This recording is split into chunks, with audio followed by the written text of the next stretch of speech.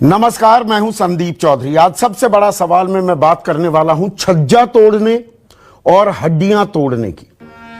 आप कहेंगे नहीं, ये बात समझ में नहीं आई, छज्जा तोड़ना, हड्डी तोड़ना, क्या बात कर रहे हो? मैं थोड़ा आपको समझाता हूं। 3 दिनों से देश में एक विजुअल लगातार दिखाया जा रहा है।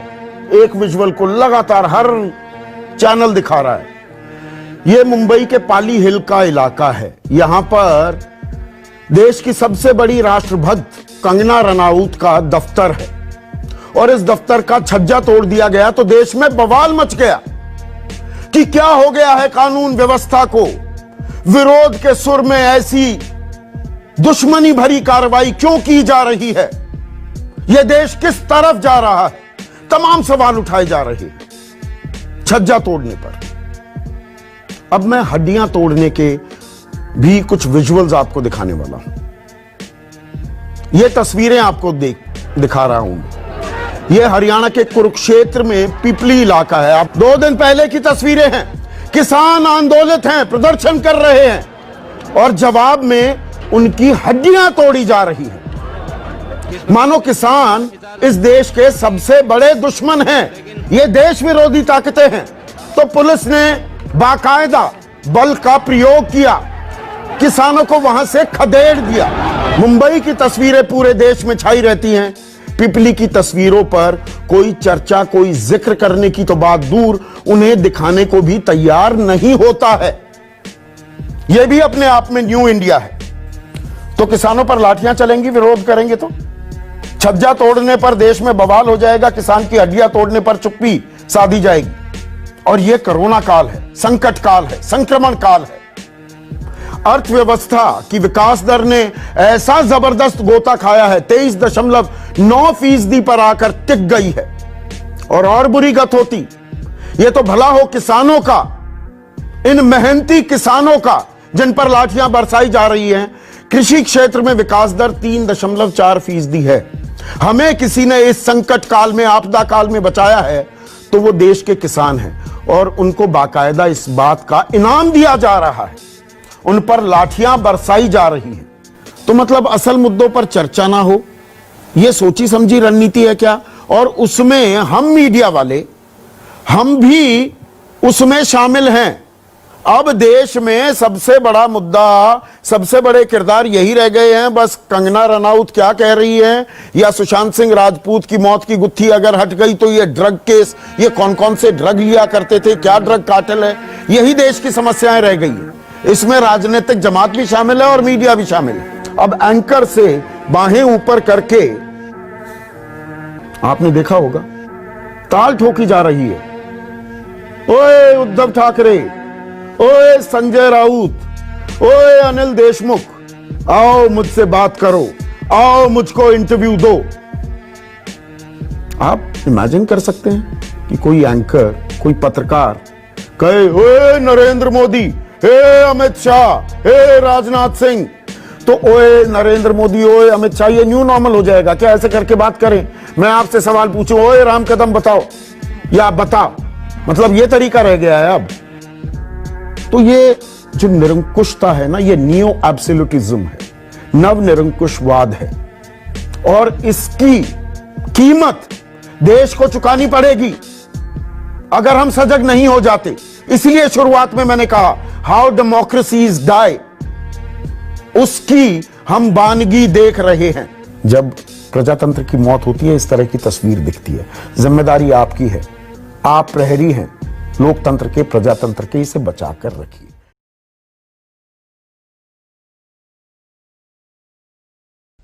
साथियों, देश के किसानों के कल्याण की दिशा में, कृषि सुधारों की दिशा में कल देश के लिए बहुत ही महत्वपूर्ण दिन था।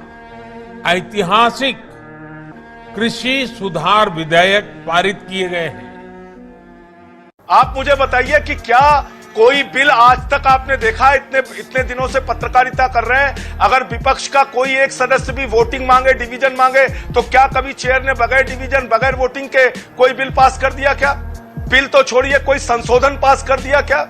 आज तक कभी आपने ऐसा सुना है? आज का दिन हिंदुस्तान के लोकतंत्र के और संसद के इतिहास का सबसे बड़ा काला दिन है। इन विधेयकों ने हमारे अन्नदाता किसानों को अनेक बंधनों से मुक्ति दिलाई है। आजादी के बाद किसानों को किसानी में एक नई आजादी देने का काम हुआ है। सरकार कह रही है किसान के फायदे में है, किसान के हक में है, क्रांतिकारी कदम है। और ये देश में अमूमन होता नहीं है। मतलब एक कॉमन सेंस की बात है कि मैं कहूं ये आपके भले की बात है तो आप तो गले लगाएंगे, मुझे स्वागत करेंगे कि अच्छा मेरे लिए आप ये कर रहे हैं, बहुत अच्छी बात है, मुझे धन्यवाद देंगे। किसान कह रहे हैं भैया हमें नहीं चाहिए ये, वो सड़कों पर उतरे हुए हैं देश के अलग अलग हिस्सों में, खास हरियाणा में, पंजाब में, राजस्थान में, मध्य प्रदेश में भी अब इसकी आग दिख रही है इस आंदोलन की। किसानों को होने वाली एक एक परेशानी को समझते हुए एक एक दिक्कत को दूर करने के लिए हमारी सरकार ने निरंतर प्रयास किया है। किसान का इतना भला करना चाहते हो मेरे भाई, ये जो 3 अध्यादेश आपने किए हैं, क्या पिछले 20 साल में किसी एक भी किसान संगठन ने इसकी मांग की है आपसे? क्या आपने किसी एक भी किसान संगठन की राय ली? क्यों है कि इस देश के तमाम किसान संगठन, यहां तक कि आरएसएस के द्वारा समर्थित भारतीय किसान संघ भी इसके विरोध में क्यों है? अकाली दल इसके विरोध में क्यों है? हकीकत यह है कि यह किसानों के लिए आजादी नहीं, किसानों की गुलामी है। जो लोग दशकों तक देश में शासन करते रहे हैं, सत्ता में रहे हैं, देश पर राज किया है, वो लोग किसानों को इस विषय पर भ्रमित करने की कोशिश कर रहे हैं, किसानों से झूठ बोल रहे हैं। आपके सहयोगी दल अकाली दल ने इसका विरोध किया। आपकी मातृ संस्था आरएसएस, उसका स्वदेशी जागरण मंच, आप उसको नहीं समझा पाए। उन्होंने विरोध किया इसका कि यह बिल किसान विरोधी है, यह बिल किसानों के लिए काला कानून है। किसानों का यह कहना है, किसान नेताओं का यह कहना है कि आपने एमएसपी कभी नहीं हटेगी, ऐसा तो कहीं किसी कानून में या लिखित में नहीं लिखा है। ये तो मुंह जबानी बोला जा रहा है। दूसरी चीज, जो प्राइवेट प्लेयर्स आएंगे उनके लिए वो नियम नहीं है जो कि सरकारी मंडियों पर हैं। तो क्या ऐसी स्थिति उत्पन्न नहीं होगी कि धीरे धीरे धीरे करके प्राइवेट वाले और मजबूत होते चले जाएंगे और ये जो सरकारी मंडियां हैं धीरे धीरे कमजोर होती चली जाएंगी और इनका वही हाल होगा जो हर सरकारी कंपनी का होता है। आज बीएसएनएल बिग बर्बाद हो गई, सारे प्राइवेट प्लेयर्स उसमें हावी हो गए। आज कोई बीएसएनएल का फोन खरीदता है ना उनका नेटवर्क इस्तेमाल करता है। तो आज धीरे धीरे करके रेल का निजीकरण, सेल का निजीकरण, कोल का निजीकरण, पीपीसीएल का निजीकरण, बैंकिंग सेक्टर का निजीकरण, इंश्योरेंस सेक्टर का निजीकरण, जो मुनाफे की कंपनियां, महारत्ना कंपनियां, उनको आप बेचने पे तुले हुए हैं, देश को बेचने पे आप लगे हुए हैं और आज आपने किसानों को भी बेच दिया। मैं देश भर के किसानों को इन विधेयकों के पारित होने पर बहुत बहुत बधाई देता हूं। और आखिरी बात मैं यही कहना चाहता हूं, इस देश के इतिहास में जब ये 3 कानून लिखे जाएंगे तो इन्हें क्या याद किया जाएगा? पहले को कहा जाएगा जमाखोरी कालाबाजारी अनुमति कानून, दूसरे को कहा जाएगा कॉन्ट्रैक्ट खेती वाला बंधुआ किसान कानून और तीसरा जो एपीएमसी बाईपास करने वाला है इसको कहा जाएगा मंडी तोड़ो एमएसपी छोड़ो कानून। और इसलिए इस देश का किसान इसके खिलाफ खड़ा है और खड़ा रहेगा। सिर्फ विरोध के लिए विरोध करने का ये एक के बाद एक अनेक उदाहरण सामने आ रहे हैं, लेकिन ये लोग ये भूल रहे हैं कि देश का किसान कितना जागृत है। वो ये देख रहा है कि कुछ लोगों को, किसानों को मिल रहे नए अवसर उनको पसंद नहीं आ रहे हैं। पहली बात तो आप याद कीजिए इनका इतिहास। ये किसी भी चीज को बहुत पैकेज के साथ लेके आते हैं, बड़ा सुनहरा सपना दिखाते हैं। जीएसटी लेके आए तो आधी रात में आजादी देने लगे, 1 नेशन 1 टैक्स। आज राज्यों का शेयर नहीं दे पा रहे हैं, बढ़ाकर देने की बात कहते थे।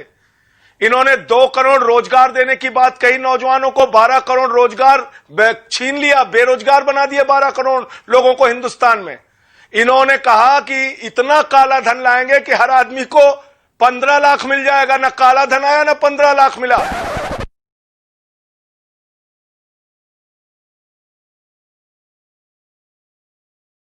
एक कोकेन की एक टाइप है, इसको कहते हैं सूजी।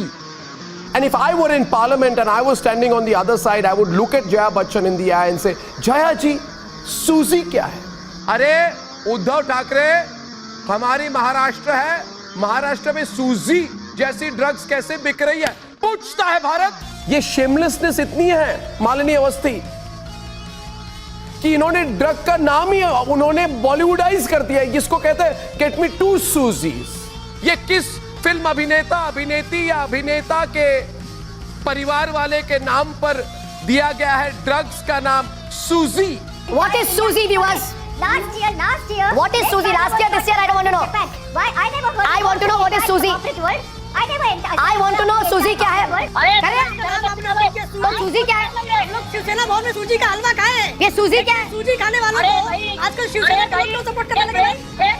मुंबई में Suzy कैसे बिक रही है? ये Suzy is usually used and is a drug of choice in an illegal bungalow next to the ocean, next to the Arabian Sea. Constructed illegally where Suzy flows like water. Now what is Suzy? आप सूजी क्या बेच रहे हैं? ये Suzy वाला drugs क्या है? ये किसके नाम पे बिकता है Suzy वाला drugs? I want to know. Karan Johar should tell the country if he knows. I'm asking a question. Karan Johar, do you know what is Suzy?